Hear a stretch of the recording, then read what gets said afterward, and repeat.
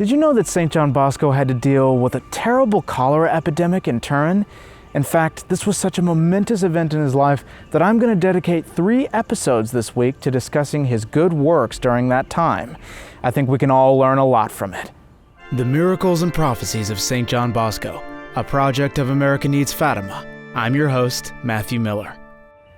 Don Bosco told his oratory boys from the pulpit in a tone that was quite unusual for him, "The cause of death is undoubtedly sin. If you put yourselves in the state of grace and commit no mortal sin, I assure you that cholera will not touch even one of you. But if anyone remains an enemy of God, or worse yet, dares to offend him gravely, from that moment on, I could no longer stand by him or any other member of the oratory." It's impossible to describe the effect produced by these memorable words. From that evening into the following day, all the young men of the hospice, with several others from the oratory, went to confession and Holy Communion. From then on, the boys' conduct was so edifying and exemplary that no one could have asked more of them. They perfected their prayer, attendance at the sacraments, work, obedience, charity, and general fear of God.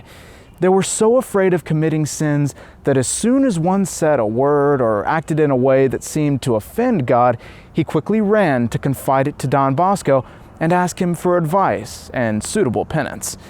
Especially in the evening after prayers, everyone would surround Don Bosco to express their doubts or tell him about their minor faults that day. Often Don Bosco would stand for an hour or more to hear their problems. He would reassure, comfort, console them, and then send them to bed, contented and peaceful. In this way, each young man showed that they wanted to keep a clear conscience. Meanwhile, the number of cholera cases in Turin and the suburbs increased daily. On hearing that the epidemic had broken out near the oratory, Don Bosco rushed to help the victims of this plague. His mother, Mama Margarita, had shown great concern for her son's life on other occasions, but this time, she declared it his duty to face the contagion. The civil authorities had hastily created infirmaries to treat those without assistance or care in their homes. 2 of these makeshift hospitals were established in Borgo San Donato, which was then still part of the parish of Borgo d'Ora. Opening the facilities was easy, but it was difficult to staff them and provide nurses willing to serve those suffering from the plague. Everyone feared contracting the sickness, and they refused to expose their lives. Don Bosco was inspired with an idea to help solve the problem. For several days and nights, he and Don Alessonati had assisted those sick whenever possible. After attending to the needs of the sick, Don Bosco gathered his young men. He explained the miserable state of the cholera victims and told them that many died for lack of prompt and necessary aid. He told them how caring for the sick would be a great act of charity. Our Lord would perceive such service as if they had performed it for himself. Don Bosco also told them that in all epidemics, generous Christians had always braved death on the side of the victims to serve and help them in body and soul. He told the young men that the mayor had called for nurses and aides, and that he and others had already responded. Don Bosco concluded his entreaty by expressing his desire for some of the boys to volunteer for this work of mercy. His invitation did not fall on deaf ears. The boys showed themselves worthy sons of such a father. 14 volunteered at once. A few days later, another 30 followed. On one hand, consider the terror that overwhelmed people in those days to such an extent that many, including the doctors themselves, fled from the city, and many of the sick were abandoned by their relatives. But on the other, reflect on young people's age and natural timidity to get involved in such cases. We cannot fail to admire this noble purpose of Don Bosco's sons, who went so gladly to care for the sick that he wept in relief. Before he put them on this battlefield, the good father prescribed rules for them to follow so that their work would benefit the body and soul of the victims.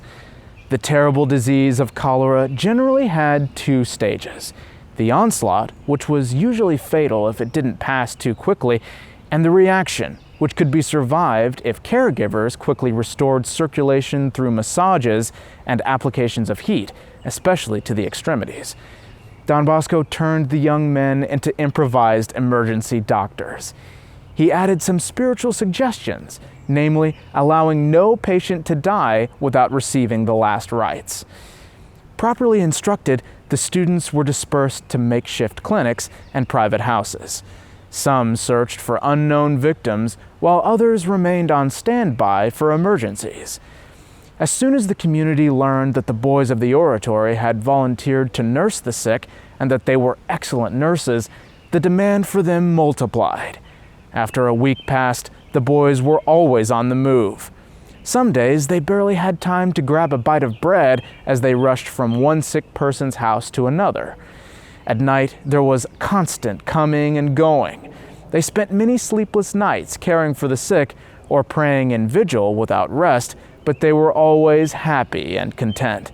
At first, before each student went on his charitable mission, he would equip himself with a small bottle of vinegar or a dose of camphor or some similar sanitizer. Then, after returning home, he would wash and use these products to disinfect himself. But later, there wasn't even time to take these precautions. At that point, the students placed themselves in the care of divine providence. The care provided by the Oratory boys was not only medical. The students were also able to provide materially for many of the sick. Many victims lacked sheets, blankets, nightshirts, and other necessities. Seeing such a shortage, the boys would go tell Mama Margarita, and then she would go to the wardrobe in the Oratory and remove and deliver the items according to the need. To one sick person, she would give a shirt, to another a blanket, to this one a sheet, to that one a towel, and so forth. Soon, nothing remained except the boys' clothing and bedding.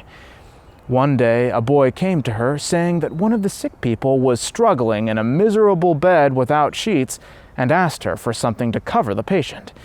The charitable woman found nothing more than a tablecloth. "Take it," said the pitiful woman. "Do as best as you can for your poor sick man." The boy joyfully took the tablecloth to his patient. But requests for relief continued. Poor mothers of families came asking for clothing for their daughters, or girls came requesting clothing for their mothers or other female patients. Margarita donated her bonnets, shawls, and dresses until she had no clothes left besides those she wore. One day, a person came asking for a few more items to cover the sufferers. Margarita had nothing left to give.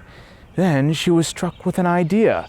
She took a tablecloth from the altar table, an amice, and an alb, and she gave them away with Don Bosco's permission.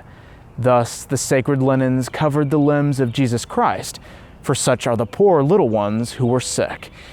Don Bosco wrote on a sheet of paper, "Can there be a more worthy use for the Eucharistic vessels destined to contain the Redeemer's blood than buying back for the second time those whom the Redeemer already bought with this same blood? Let us recall that St. Ambrose was forced to sell sacred communion vessels to ransom slaves." Thank you all for watching and subscribing, and please come back Wednesday for our second episode on the cholera epidemic. There's still so many more things to discuss. God bless you, and Our Lady keep you.